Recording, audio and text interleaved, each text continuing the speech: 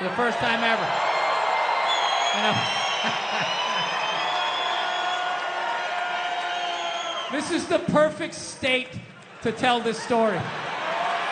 You guys should literally have, you should have mushrooms on your fucking license plate. All right, so here's the deal. I never fucked with anything like that. I was always a booze guy. All right, all right, relax everybody. I always get nervous when I get white guys going like, yeah, all right, woo, all right. Build the wall. Okay. I'm fucking around. Relax. It's frightening to listen to, but that's what being a guy is. You're not allowed to have emotions. So that's all of that shit comes out when you drink.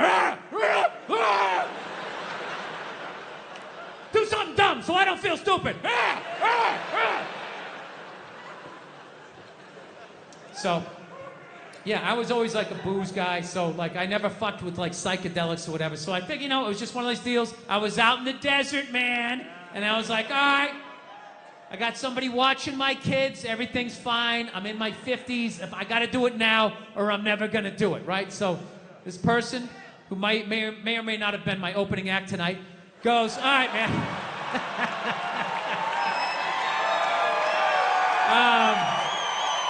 He's a good man. He says to me, he goes, all right. He goes, okay, just take like, it's always just like, all right. So, like, how fucked up do you want to get, all right?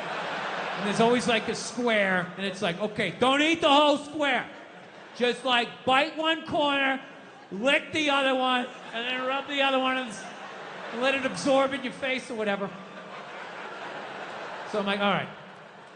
He goes, how far into it do you want to go? I go, I just want to trip a little bit, nothing fucking crazy. So he goes, fine. So I eat just a little bit. So I get a little nauseous or whatever. At first it feels like I ate some weed, but then all of a sudden, like I notice shit that's not alive, looks like it's breathing, right? Like the... I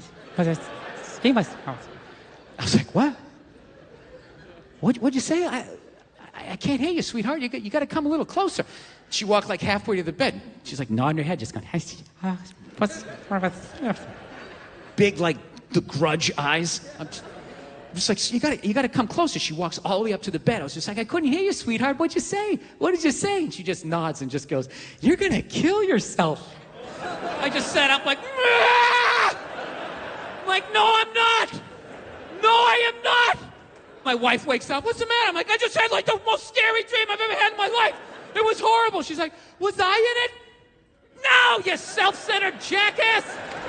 Jesus Christ. Not everything is about you, sweetheart. I love you, but it's not all about you. Now shut up. I tried to go to sleep in the same position so I'd run into that little girl again so I could just be, look, you little shit. You don't go around saying that to people. Now, I'm not going to kill myself. I don't know what that dream meant, because you dream in metaphors, man, So, I don't know. It just freaks me out, though, Disturbs my wife and shit. But, there is one good thing about being a psycho. One of the great things about being a psycho is you can spot another psycho from a mile away. That's a really great thing. I can spot him, it's in the eyes. Never look at the costume.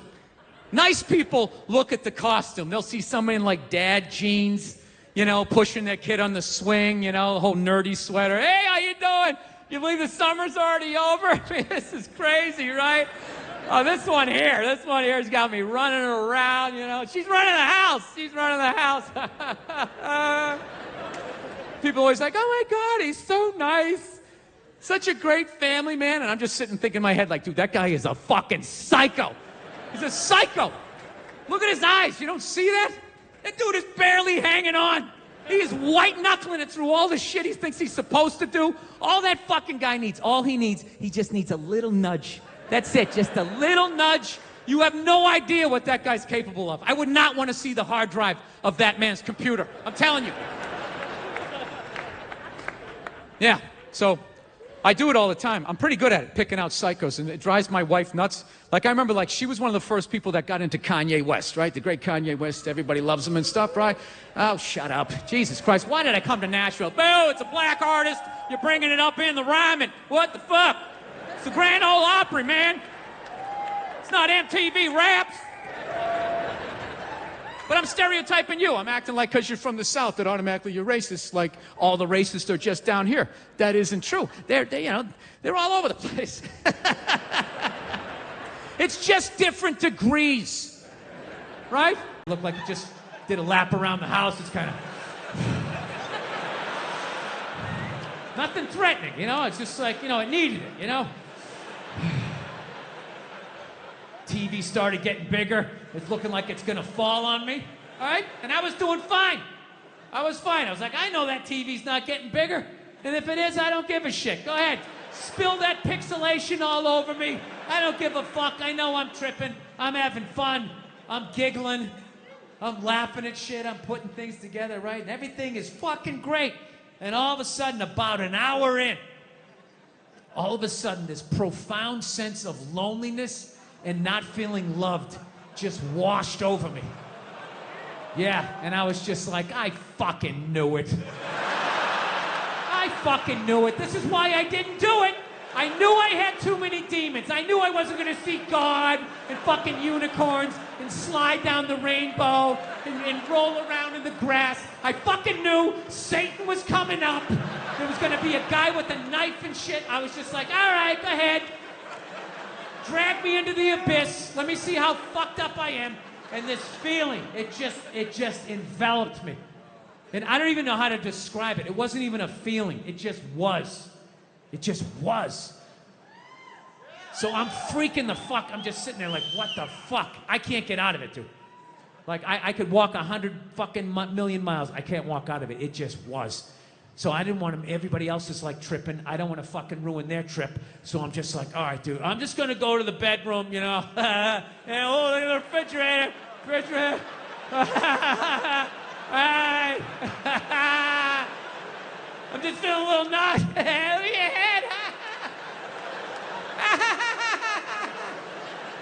Just playing it off, right? Going into the fucking bedroom, and I'm just laying down in the bedroom like, dude, what the fuck? What the fuck? And every time I thought I felt the bottom, it would just further into the bed. Further into the bed. Further into the bed.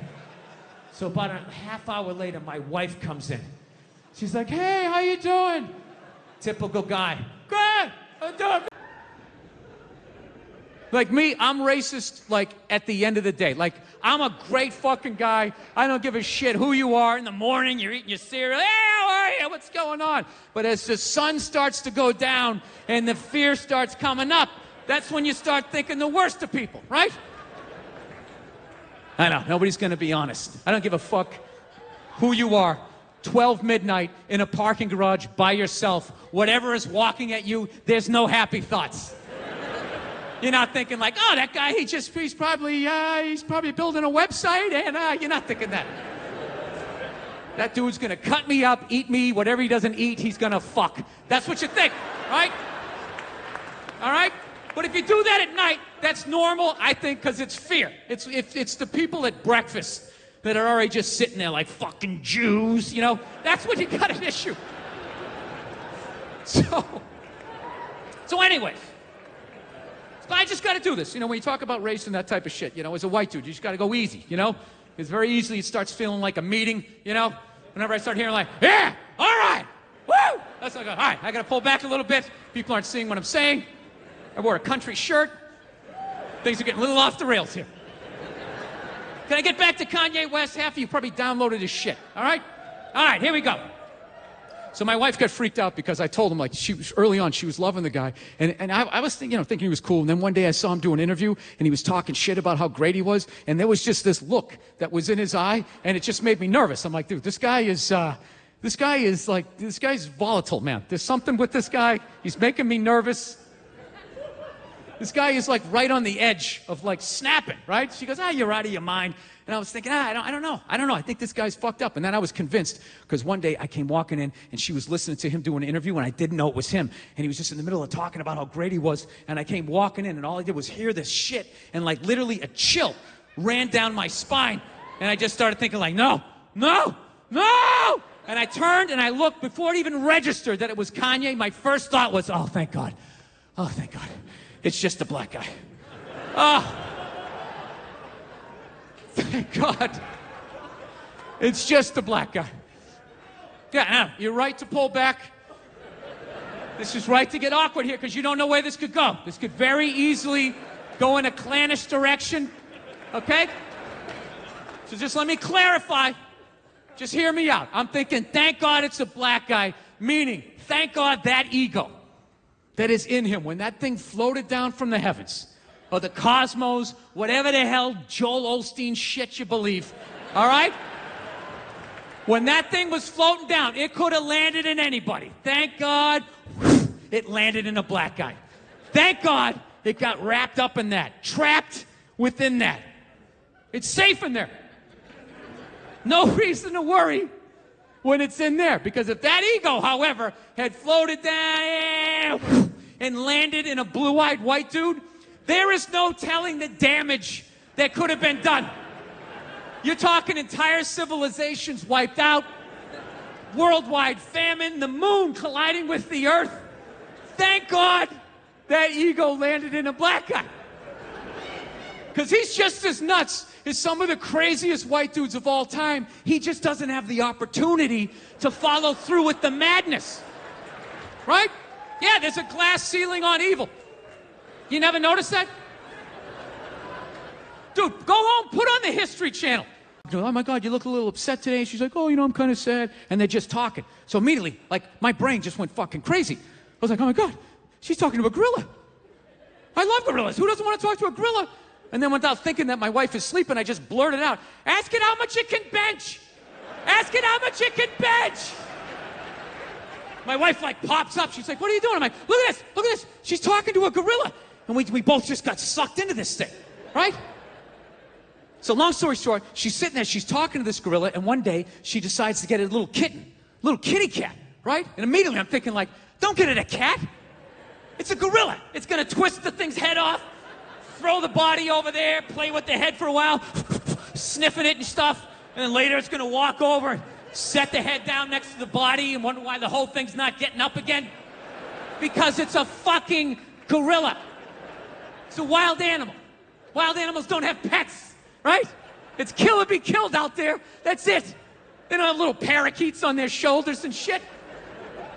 But it was the exact opposite. She gives it this little kitten, and the thing immediately understood that it was a baby, and this like parental thing came over. It was so like gentle and filled with joy, and just play. It was like beautiful, right? And then they just understood that it loved